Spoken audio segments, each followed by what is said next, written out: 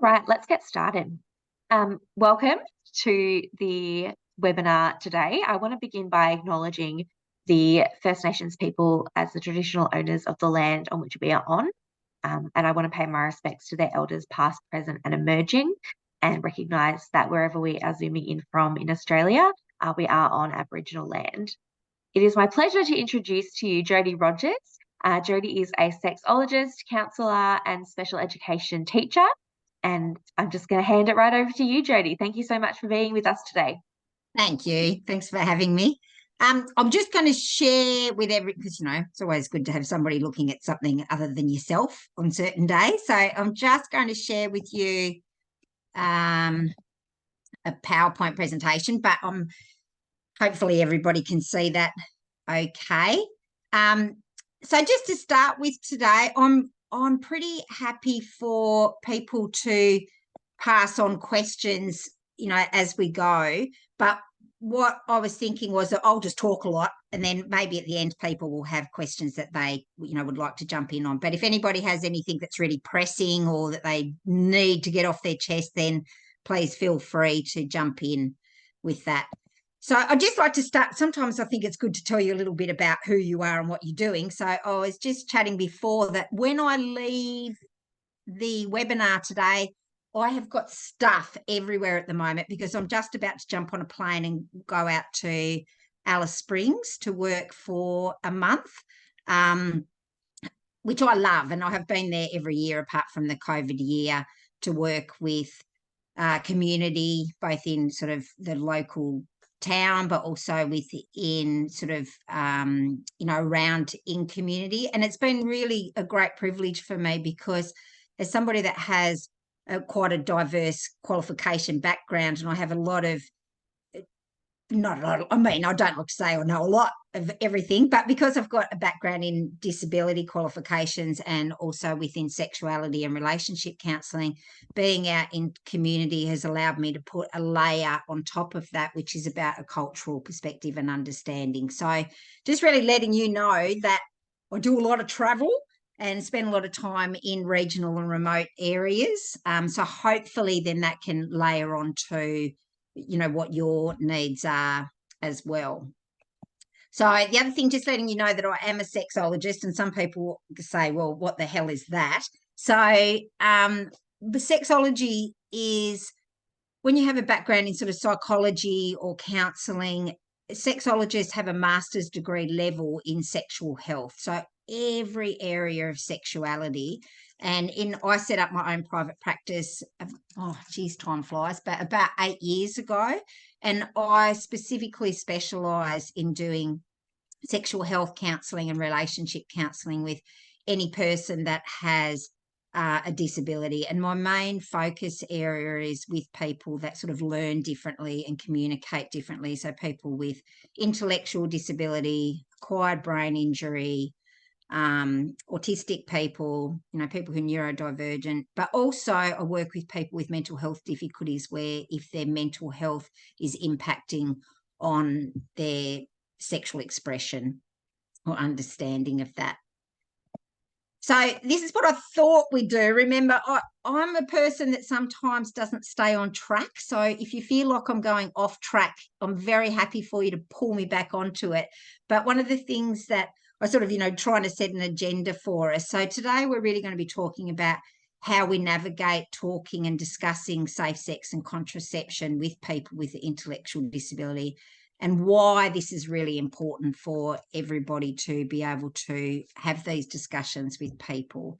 And then also what we need to take into consideration when we are having these discussions with people with intellectual disability. And then at the end of the hour, I'll just give some time for anybody that has any questions or wants to join in with this discussion. But I thought I might just start by telling you a couple of stories. And this is actually 2 stories from people that I have seen this week. So in my private practice, I work with individuals, and sometimes what happens is that I'm left a little bit perplexed about things that are going on. So this is just 2 stories from this week. So the first is a client that comes to see me. I'm using not their real names for everybody to know, but the first person is Mandy, and Mandy's 25, and she has an acquired brain injury with which has impacted, and she has, intellectual disability with that.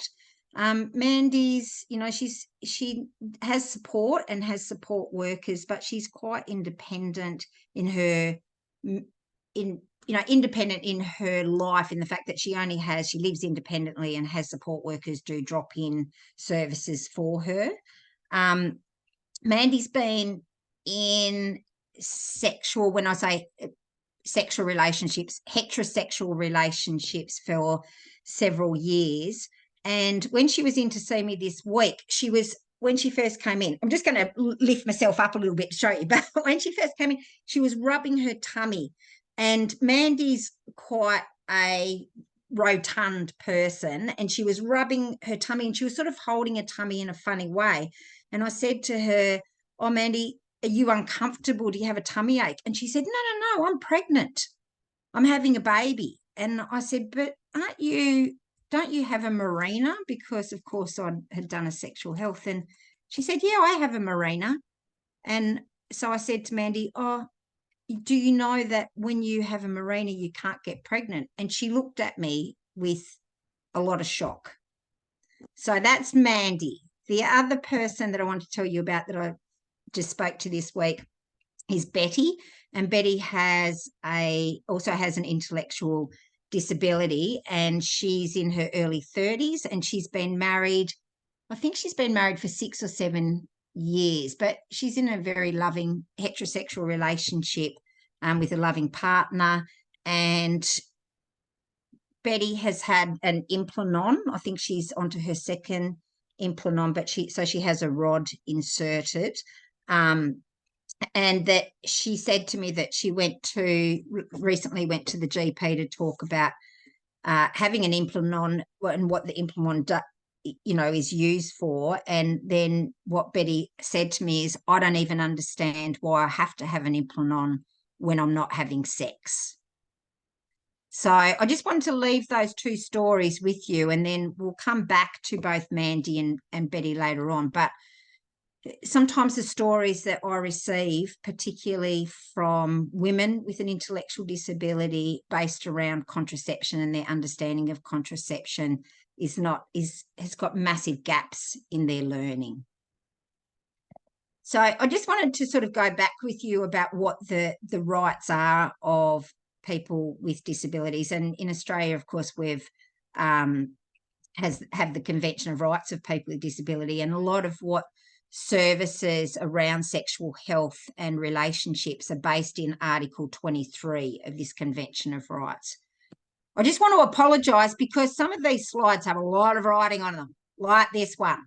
And I don't expect you to read all of that, but I just wanted you to show that this is Article 23 is about the rights of people with a disability in respect to home and family.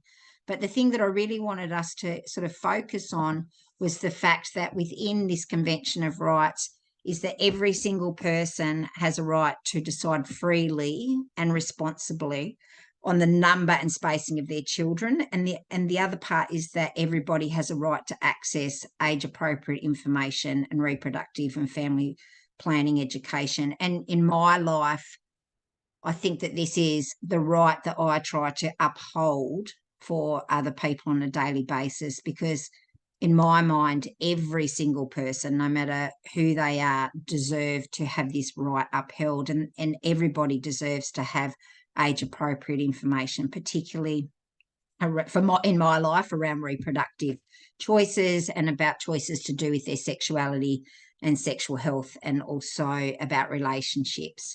And it's a massive gap for many, many people with intellectual disabilities that they do not receive this education in a way that's accessible to them across their lifetime. And this can cause many difficulties for them.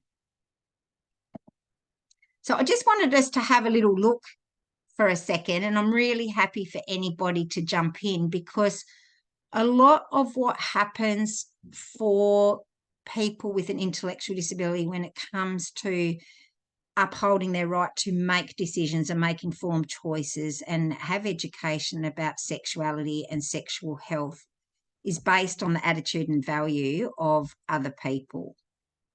So I just wanted to throw a couple out there for you, and I'm really happy if anybody wants to jump in, but I can, also discuss what my experience has been with people. In stating this, often what I'll do, if I'm going out and delivering training, particularly for support workers or any professionals that are working, supporting adults, particularly with an intellectual disability, I actually I go through what the Convention of Rights of People with a Disability are. I go through what human rights are. I usually would get the whole room to stand up and, put their hand over their hearts and, say, do you believe in the rights of people with a disability? And of course, everybody will say yes, that they believe that people with a disability should, of course, have the same rights as every other person. But then we start layering on the attitudinal value. And once we start layering this on, it's really interesting how quickly people will shift their perspective or point of view on what the rights of people with an intellectual disability are. So here's the first one is, do you believe or do you think that people with intellectual disability do not have sex? And this is something that I come across time and time and time again, because there's many people who still uphold that myth and belief that people with an intellectual disability, one, they're not interested in having sex with other people. There's still a belief system that people with an intellectual disability have way more greater priorities in life than thinking about sex. People think that people with a disability are asexual. On the other hand of that, there's people with an intellectual disability there's people that also believe that people with an intellectual disability are oversexed, that they're wanting sex all the time, that they've got really high sex drives. So this can be the two components of that with people, that they can see the difference. I'm not sure if anybody else has sort of come across people in their life about people's perception on people with a disability in regards to sexuality or having sex. But it's often a myth that has to be broken continuously with people. Or this one, that people with an intellectual disability should only have intercourse when they are in a committed and loving relationship. And this is something that we have to consider and think about, because I don't even have to put people with an intellectual disability. I can actually take out with an intellectual disability, because if your attitude and value is that people should only be having sex or sexual intercourse with another person when they're in a committed and loving relationship, then this can actually hinder the way that we communicate with other people. An example of that for you is that, because there was somebody that I was supporting that had been on Tinder and was having a lot of sex with a lot of people. But because the perception was that every time that she was being asked by people, oh, are you in a relationship? She was saying no, that she wasn't in a relationship. So people were not discussing with her about safe sex options, where she was actually probably somebody that needed to have a discussion about safe sex options more than, other people may have been. So we've got to remember that if we have a belief system that people should only be having sex in this way, then we're missing out on conversations with people that are not having sex in that way. I'll just have a little look at these. Yes, you'll get a copy of those slides. I'll just have a little look at yes, 100%. And I think that this is being recorded as well, so that will be available. But yes, people can get a copy of the slides as well. Then the other attitudinal value, I can go on with attitudinal values a lot with different people and often do, but this is another one, that people with an intellectual disability should have a choice to have children. And when I am in training, and you can put up the Convention of Rights saying that everybody has a choice about their reproductive health and about choice in their reproductive health and choice to have children, this one will often cause a lot of difficulties with people. And it's one of the things that often has the most debate attached to it. because there's still a belief system with many people that they say no, you know, because they start thinking about what would be the impact of the child if somebody with an intellectual disability had children, or who should have children, or what happens if they have children, or whether people are competent to have children, or, you know, this often will put up a lot of debate with people about whether people with intellectual disability should have children or not. Then I often will layer on top to talk about, you know, the education of people about making informed decisions about reproductive health and informed decisions about having children. But it's one that I can quickly see people struggle with, that on one hand, of course, they believe in the rights of people with disability, but then there's often people with disability that have this right negated because of people's own attitudinal value when it comes to that right for people. I'm not saying there's any right or wrong with this, and I get ethically challenged on a daily basis with many of these type of things. You know, I was saying to somebody the other day that, you know, with a group of people that were all sexologists and trying to support them to be more inclusive of their practice of people with an intellectual disability, one of the attitudinal values that I threw out to them was, should all women have a choice about termination of pregnancy and a choice for autonomy with or bodily autonomy with choice for reproductive health? And of course, people will come out and say, yes, they do. And then you can layer on top of that, should people then have a choice about terminating a pregnancy if that fetus is deemed as having a disability? And this starts then wavering for people. And then you put on top of that and say, you know, would you explain to a woman with Down syndrome that there is a choice for people to terminate a pregnancy if they have Down syndrome, that fetus has Down syndrome? So these things are very, very layered, and everybody's attitudinal value is shifted and changed, often depending on the individuals that they have. But it is extremely important in our practice to really dig a little bit into what we think and what we believe, because what we think and believe has major impact on how we interact and how we educate and how we respond to people with a disability when it comes to their sexuality and their choices with reproductive health.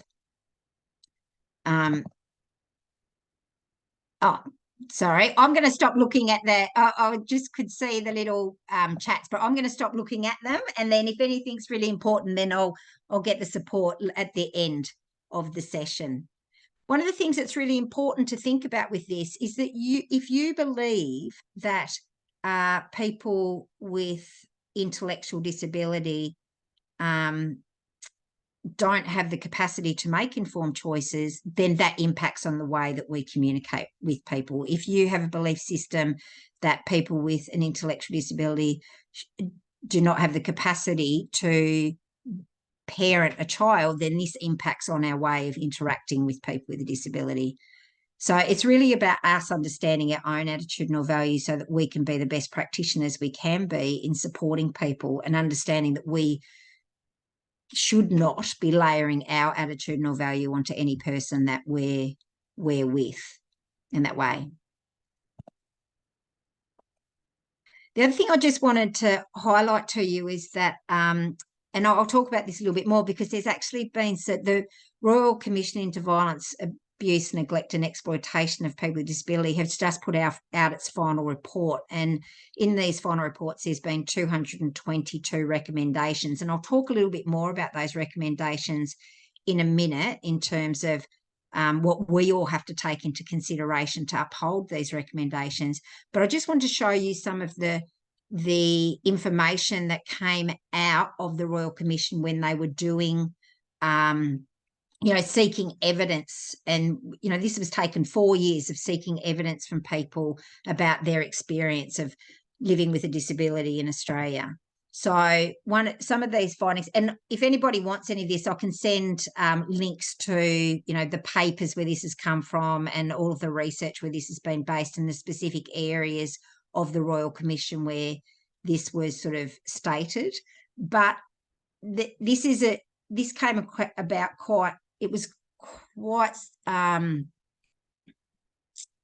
it was a lot of evidence based in this, that many people, particularly with an intellectual disability, were denied choice and denied control over their own reproductive health and decision making. And a lot of that was the fact that there was a thought from practitioners and health professionals that people with an intellectual disability were not capable of making informed choices or making informed decisions, and that these decisions had to be, somebody else had to make these decisions for them. Sorry that this is so wordy, but I'll send all these through later. The other thing is that many, particularly women with an intellectual disability, and I'm going to talk probably more about the impact on women because that's what was coming forward. And we've got to think about that specifically, that often we still have many people, I'm saying we to be inclusive of everybody, but there's still an understanding that anything to do with reproductive health is actually what the woman needs to be considering. And with men, there's another option, but often many of the things that were coming out this was a breaking of the rights, usually with women, and that many women with intellectual disability were being forced to use contraception. And this was usually based on the fact that there was to either suppress their menstrual cycle or for menstrual management, often based on what another person needed to do to support them with their menstrual management, and also for pregnancy prevention. They also could see quite clearly that women and girls with a disability are way more likely to be given long-acting contraception than non-disabled peers. And so that this was seen, and in the evidence this was saying, well, for some people, of course, that it was much easier because of their probably executive functioning to remember to take a contraceptive pill every day, or to that long-lasting contraception was seen as being easier for the person. But what they could also see is that some women were being, they were being given an injection or the rod, or being given an IUD without having an understanding of the length of time that these things were then active within their system. That women with a disability, were much more likely to ever be involved in making any choice or decision making around what contraception they were using for themselves. And these decisions were being taken out of their hands, and that they could see that many of these choices were actually being made by other people, particularly parents and carers. In some cases, it was being made by GPs in the moment for people, but there was a lot of evidence to say that many women, particularly with intellectual disability, they weren't even offered the range of choice about what contraceptions were available. They were being prescribed these, or these choices were being made for them, with little education around contraception for them. And I just wanted to really give you all of that evidence and sort of what's coming out, because it's really important that we're remembering that if we are making the choice for people, then we're actually taking away their right to make informed choices for themselves. So I just wanted to talk a little bit about safer sex and contraception, because of course that's why we're all here together today, and what this is sort of inclusive of. I feel like I'm preaching to the converted a little bit, so I always say I hope everybody gets one new thing that they might not have known before, or maybe one thing that they can act upon after training. So I'm hoping that because I know that you're all very knowledgeable people, that this really is not sort of you sitting there going, oh, I know all of this, Jodi. But I'm just sort of, it's a really good thing to have open discussion. And even as a sexologist, I particularly like to have my attitudinal value challenged regularly, because I think that there's shifts and changes in our lifetime, and because it does then impact on our practice. It's really important for us to do this.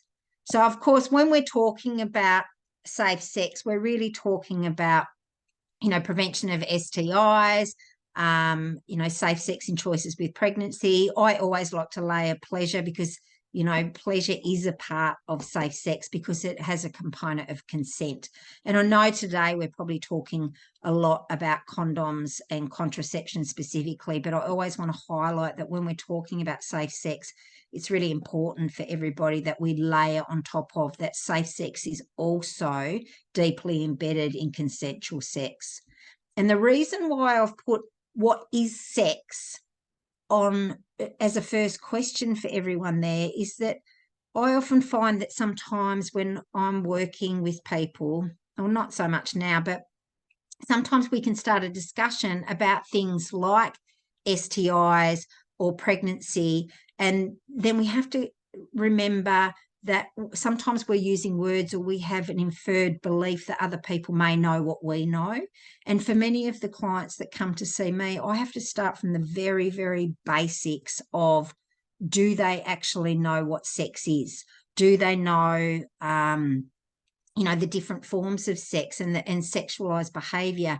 So, we're not just talking about heterosexual penetrative sex. We have to make sure that we're inclusive of every single person's sexual orientation, what their sexual behaviors are, who they're participating with, and what that safe sex looks like if people are either in a same-gendered interaction, a heterosexual interaction, or we have to also be inclusive of people that are trans and non-binary, and making sure that we open up the whole perspective of what safe sex looks like, because I think we can sometimes be very heteronormative with this, and when we're talking to people we can think that people are participating in what we see as the old classic, penis into vagina,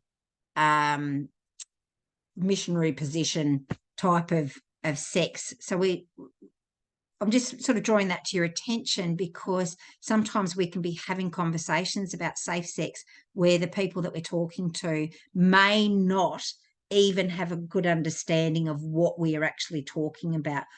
When we're also talking about condoms and when we're talking about contraception, it's really, really important that we also go back to basics and help people understand, how do people get pregnant? Do they have an understanding of reproduction? I mean, I work with some people that that they may be in their 30s but still not have an understanding of the anatomy and physiology and function of the reproductive and sexual organs of the body. So they have no concept of that. Even sperm and semen are different. They have no concept of how somebody ejaculates. They have got no understanding. Some people don't even understand that a woman doesn't wee from her vagina, or that they may not even have had anyone talk to them about what a clitoris is. So I think it's really important that we think about the fact that just because we may have the knowledge, we have to make sure that another person has the same understanding and the same comprehension and knowledge that we do. So I think that what we have to do is then take into consideration that when we are having discussions with people with intellectual disability, there's many components of intellectual disability that we really need to think about. And every single person with an intellectual disability will learn in a different way and communicate in a different way. So I'm being very, very generalistic when I give you this overview, but I just want you to sort of have a broad understanding of things that I'm always checking in. And I'll always say that in the first couple of sessions with somebody, I'm definitely finding out what somebody's sexual knowledge is, and I'm doing an evaluation of their current sexual knowledge so that I can fill in the gaps. But I'm also taking into consideration, what is this person's learning style? What difficulties does their intellectual disability, how would that impact on their capacity to either make informed choices or to learn or be educated about sexuality education? Because then it's up to me to change the way that I am teaching or educating or providing counselling so that this is accessible to other people's understanding. So here's the big list. So we've got to remember that a component of intellectual disability is, it's not that people don't have a capacity to learn, it's just that people might be learning at a much slower rate. So if we pass over a bit of information to somebody, we have to remember that that person may not be retaining that information. It may mean that we have to go back to it again and again and again. We have to make sure that if you present something to somebody at a beginning of an appointment together, then it's always good to check in whether they still are retaining that information at the end of that session, whether they're retaining it in the next appointment that you see with them. And it may seem that you know, sometimes you can be thinking to yourself, hang on, we've gone over this 12 times. But this is the thing about repetition. We all know that many, many people learn well by rote learning. And so repetition is really, really important for some people, and continually checking in that that person is, you know, retaining what is being taught to them. The other thing we've got to remember is many people with intellectual disability, their way of communicating can be very, very different than what other people's communication is. And one of the things I always talk about in this area is two very important things. One is initiation. So when I go to a GP or a doctor, I know to ask questions. I know to initiate these questions.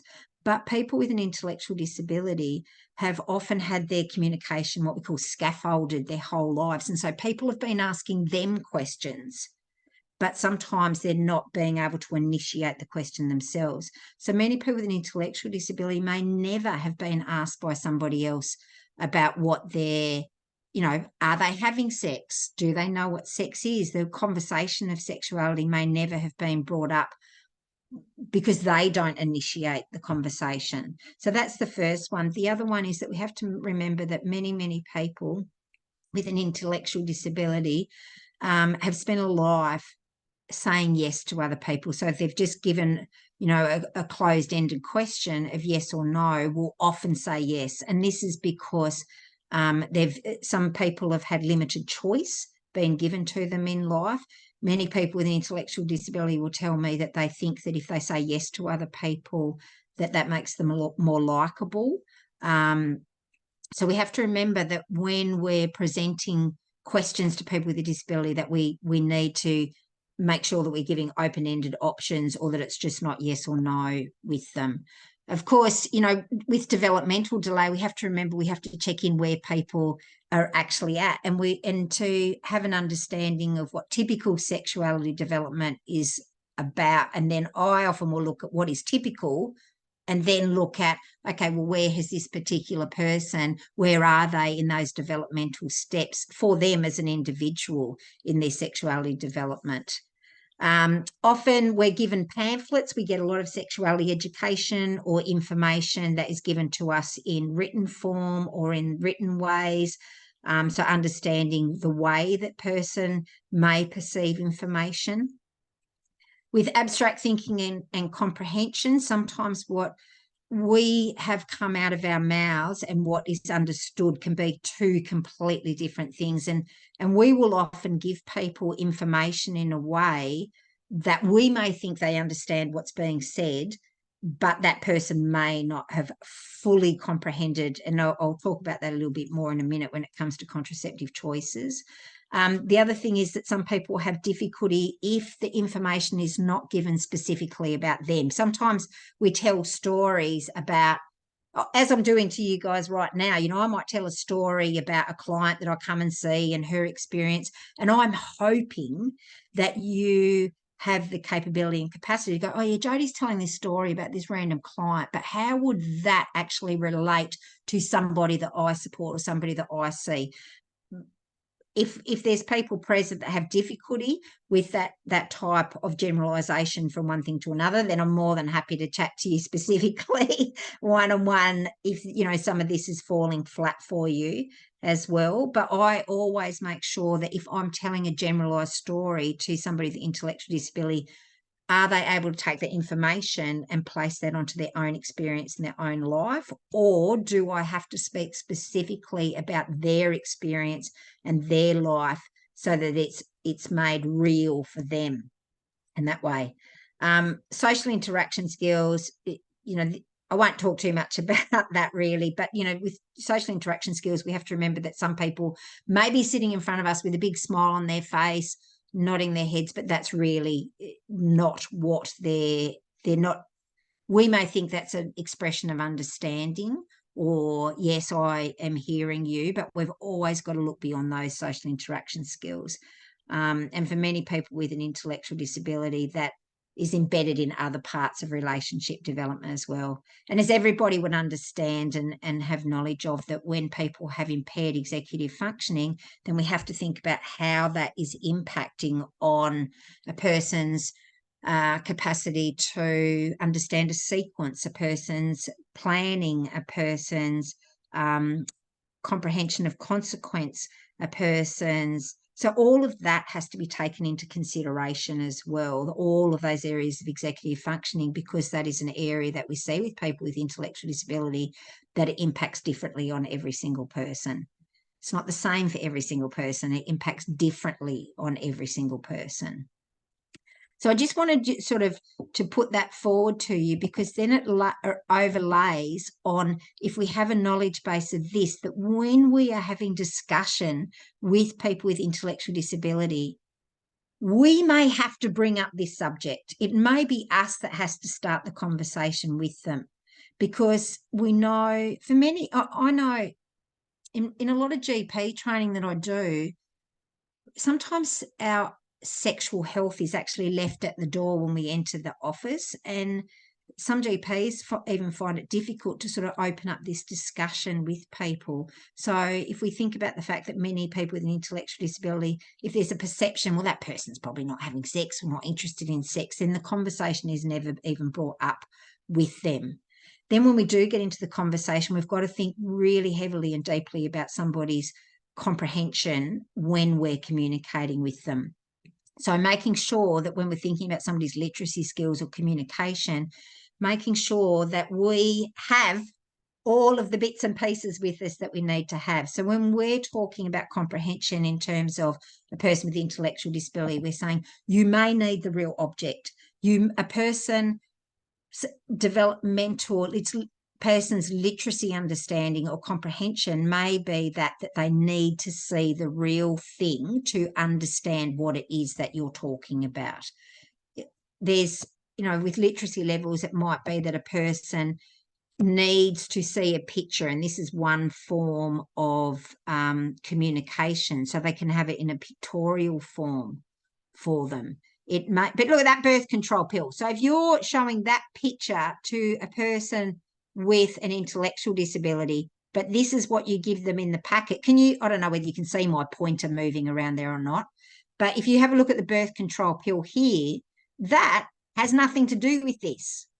So, we've got to be really, really careful, because if I show this to a person with an intellectual disability and then they're prescribed this, the two do not relate in any shape or form with each other. So we may need to be using specific pictures with them that are like photos of the real thing if we're going to do it, or the real object, rather than showing a picture that doesn't relate.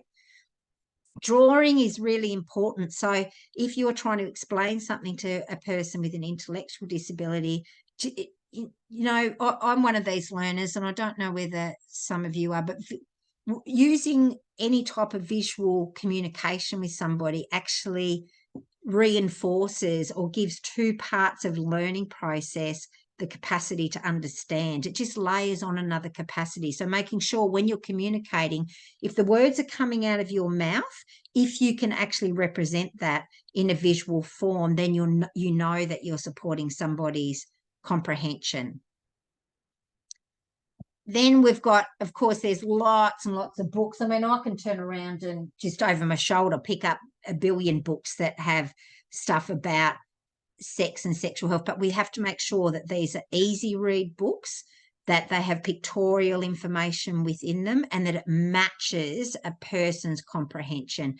Because if you think about where you got your sexuality education from, if it's just within the written word, then that can be lost. I mean, I always go back to saying, I still like recipe books that show me the step-by-step detail, or when I'm, looking at recipes online, I like the step-by-step pictorial picture of what I have to do. If I open up a recipe book and it just has it all in words, I'm lost with that sort of stuff. So this is part of all of our understanding as well. Or, as we all know these days, that's a terrible picture of an iPhone. I should have a more up-to-date one. But as we know, you can find a lot of information on apps, and there's some absolutely brilliant apps that have been developed for doing sexuality education for people with a disability that are in app form. So there's pictorial forms that you can discuss contraception and safe sex with people with a disability using apps that are easily downloadable, and nearly everybody has a phone these days, so it can be very accessible for people too. And then lastly, the old YouTube. This is a really great form of communication for people as well, because there's some great educational devices that are on YouTube that are, you know, pretty straightforward. Some of them you have to be quite careful because, you know, if you do put in something like, and I've done this before, you know, putting on a condom on a real penis, then you can actually get some stuff that is quite explicit. So it's sort of knowing where some of these good educational tools are, and I'll make sure if anybody wants some links to these, I can send them through later to everybody as well, because we've got to remember about the real. So I'll give you an example. So here I've got this. So here I am with this is a penis model for putting on a penis, but it doesn't look anything like a penis. So for some people with an intellectual disability, this is not going to mean much to them. But then there's some other I was working with somebody that was a blind person, and I was doing safe sex education with him, and I had a penis model in my room, but this was a penis model that had actually been, it was big. It was really huge. And then I just started thinking about going, oh my God, I don't really want to give a person who's blind, I wanted them to be able to feel what the penis actually felt like, and with the testicles attached sort of at the bottom of it, to practice putting on condoms. But then I realised that what I was going to be giving to this person may actually not be a great representation of what an average penis size in erection is for people. So we've got to be really careful about what it is that we're presenting to people as well. Just to show you something really simply, if we are talking about condom use with people with an intellectual disability, I'm just going to sort of show you what I do. First of all, if we're going to talk about safe sex, I often will start really with a basic comprehension. Why is it that we have to use condoms for safe sex? And for some people, it's going back to, if I say to somebody, you've got, it's about sexually transmitted infections. So I'm just trying to get back to this other one for you. If I'm saying to somebody, it's about sexually transmitted infections, that may mean very little to somebody else. So I'll often start from very simply saying to somebody, if I had a big cut on my arm, like a big cut that had an infection, do you think it would be okay for me to come and rub my arm up against your skin like this? And of course, people will say, no, that's not okay. Okay, so what should I do to protect myself? What should I do to protect you from getting this infection? So then people say, you put on a Band-Aid or you put on a bandage. This is the same. And it's helping people understand that a condom is exactly the same, and it's got the same process of saying that if I had an infection, then this is what supports and helps people.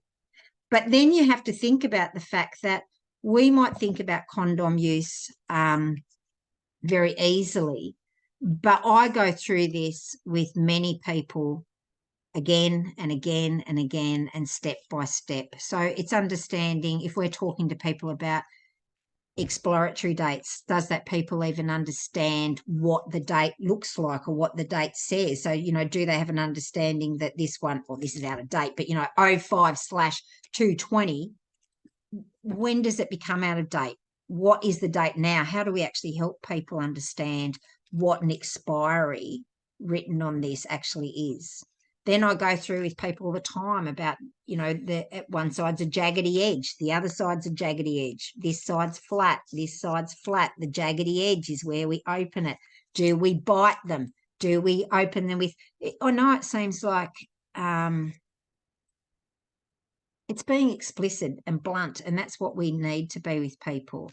I might then go through people that once we get it opened, one of the good tricks that I always do with people is, as we know, and the people go, oh yeah, we'll put the condom on, but I'll often say to people, first of all, we've got to make the condom look like a Mexican's hat, because we've got to make it look like a little hat with a peak at the hat, because then if somebody's got the condom like this, they immediately know that that's not the right way. So, helping people go, this is the correct way, helping people know how they have to pinch it, and then being able to practice with somebody about then how to roll that on. Now, the difficulty that we then have to think of is that, every single penis model that we usually have, once it's on, it stays erect. So then we have to really go into explicit understanding, and I'll at that point really hope that somebody has the education of what actually happens to an erect penis, that once it gets flaccid, why it gets flaccid, where the sperm comes into, why the sperm comes into this area, and then how they actually take this off and dispose, making sure that it's not anywhere near, if it's heterosexual sex or around anal sex, that it's not released anywhere near the vulva or the anus. And I know that people kind of would be thinking, that you'd think that putting on a condom should be easy for most people, and that we should know. But people with an intellectual disability, it doesn't matter where I go, as soon as I get condoms out, they will be really interested and will want to know about it.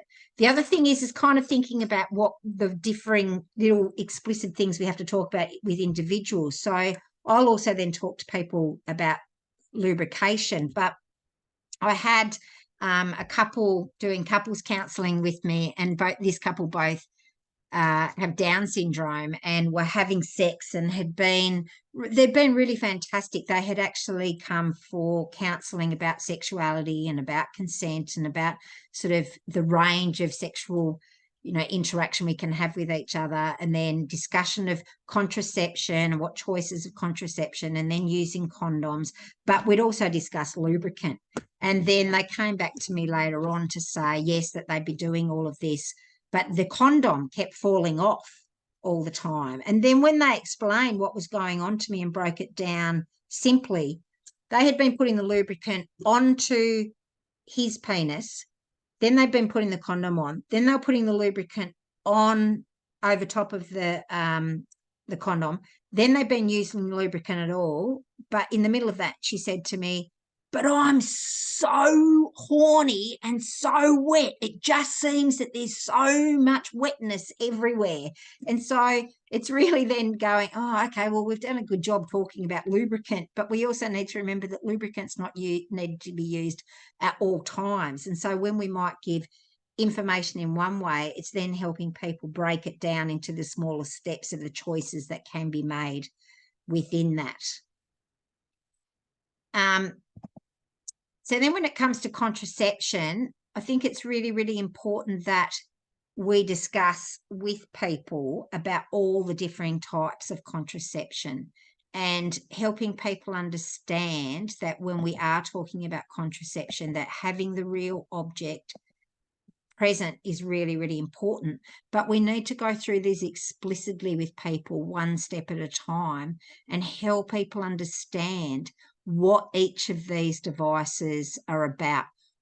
Can they repeat back, what is the length of time that this contraception will, be available, or what will it do? So, knowing that an IUD or Mirena has 5 years, that injections are sort of 3 months, how long does it implement, that there's differing types of pills and the different pills that they work, so that people are having an understanding of exactly what they are making choice about. Often it's also showing people as well, like, having information about how this rod will sit within the arm, how the procedure of each of these is done for them. And for many people, particularly women, when I'm talking about this stuff, before, many women with intellectual disability go to get a pap smear, it's really important to take them through step by step of what this actually will be. You know, even going to the doctor's office and saying, this is where you'll be lying, this is what you're going to be doing with your legs, this is, you know, the instruments that's going to be used, this is what people will do, because it allays the anxiety of the unknown, but it also is integrally important that every single person is given enough information about all of these things so that they can make choice, an informed choice. And I know that lots of people will say, well, some people cannot make informed choices. And of course, there's people with severe and profound disabilities that will not be able to make informed choice about these things. But then we also need to be thinking about why would those people be requiring contraception. So we've got to be always consciously thinking about these things together. I really wanted to say that because I feel sometimes like I'm telling you what you already know. It's just a reminder to you all. So really the things, if you are having discussions with people with an intellectual disability, then it's checking your own comfort level. What's your own perception and understanding? What is your own attitudinal value? Making sure that when you're with people that you find those moments to bring this up into discussion. Make sure that you keep your language simple and concrete. Make sure that you're repeating the information again and again and again. Making sure that you're demonstrating and showing people as explicitly as you can without using your own body or other bodies, making it relevant and individualised to that person, and remembering to check and recheck and check in again to make sure that people are comprehending what information we are providing for them. Just wanted to really put this for you too, that in the Royal Commission, that the final report has come through. The Royal Commission in volume 6, there's a lot of volumes, but in volume 6, it's really about access and equity for people with a disability.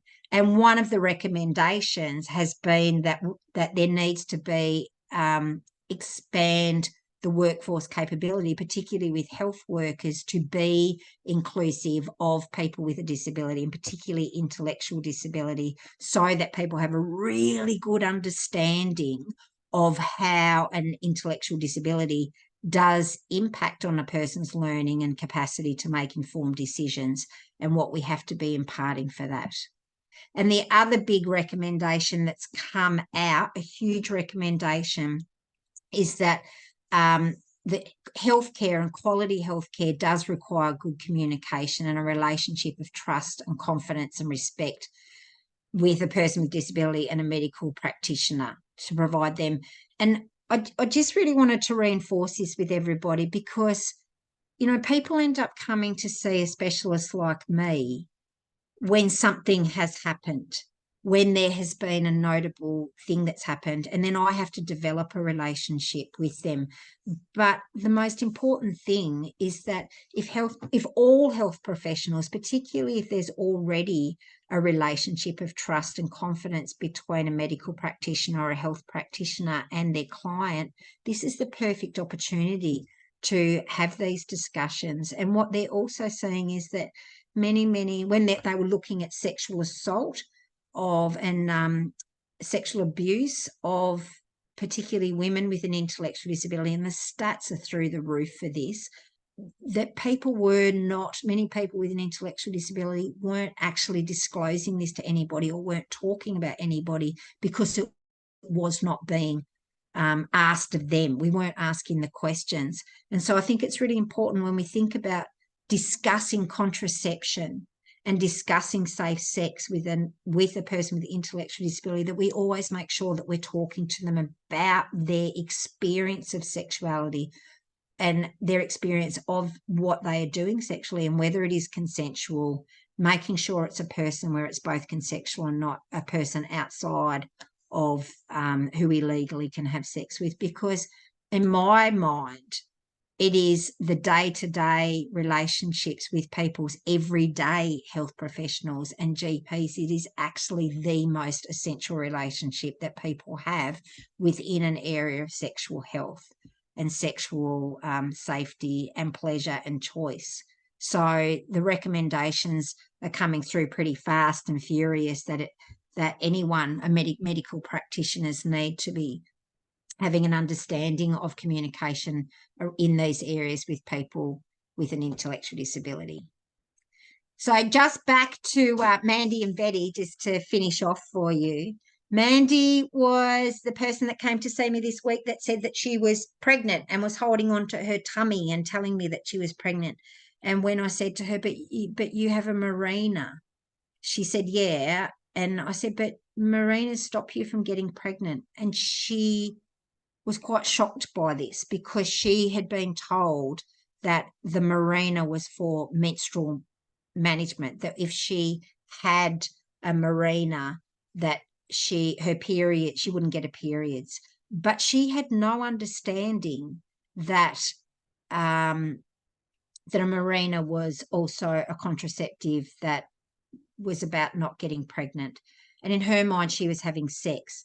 In her mind, that because she was having sex, that she could get pregnant. She had no understanding that even if you stopped your periods, or women, she knew that if women got pregnant, that their periods stopped. But because she hadn't been having a period, she just perceived these things together. And because she'd put on a bit of weight, she also just looked down at herself and was saying, but I'm pregnant, because her intellectual capacity had just joined those things together. She had never, ever been told, or had never been included in discussion, that a Mirena was contraception for pregnancy. And Betty, who had been on Implanon and had had a rod in for, I think, about 6 years, and when she disclosed and said, well, why do I even need it, because I'm not having sex, it had been perceived that because Betty was married and in a heterosexual relationship, that her and her partner were having sex.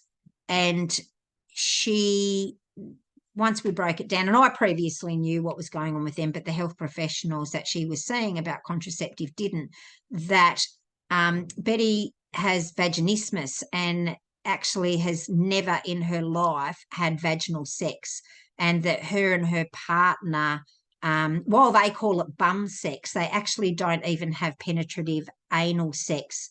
They have sex by him rubbing his penis up against her, but has never, ever had insertion. So in her mind, there was gaps in all of this. So the gaps had to be understood, that no, she wasn't having penis into vagina vaginal sex, but she was having a type of sex, and that understanding that it didn't take somebody to ejaculate into her vulva in that way, or to penetrate for somebody to get pregnant. So we had to break all of that concept open as well for her. But then she could then start making some choices about whether having Implanon was a type of contraceptive that she actually needed to be taking, or whether there were other methods of contraception and safe sex that they as a couple could be using, rather than her being having a rod inserted.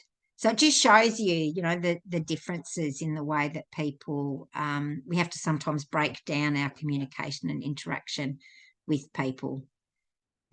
So there you go. I think I've spoken for over the time. Yes, I'm so sorry, everybody. I've spoken for over the time as well. I'll just put that up quickly for you, and then I'll stop sharing so that I can see people a little bit better. But you can get information about how to contact me or where I am through everybody else. Thanks, Jodi. Don't be sorry. That was great. I talk way too much sometimes, and have to, need somebody to go, Jodi. No, it's great. A few people have asked around if you have examples of the apps that you were talking about. Yes, I can definitely send some through to you, if that's all right. A really good one is been put out by Seeker, which is SECCA. Seeker have a really good app that's that's downloadable. But what about I send through to you a little list of apps, also some really good sort of some of the resources that I use on a daily basis in practice. And if I send them through, you can also email them on. Yeah, that'd be great. I've just put as well because I won't have a record of everyone who is here who wants the slides, the CERSH admin email address is in the chat. So if you do want a copy of the slides or you want those resources, please email that email address and we'll be able to get those to you. Seeker have also put out, there's a really good, I'm just showing you, as well as the app, this is kind of what the app's based on. You know, there's lots of pictorial stuff, but this is a really good resource just to have in your room. But you can go onto Seeker and purchase those as well. But I'll put through the links for those as well for you. Wonderful. Right on 11 o'clock. Thanks again, Jodi. I had to laugh when you got out your demonstrator because I've got the exact same one sitting here next to me. And does anybody have any questions before I go and pack my bag for Alice Springs? I probably won't need very much, but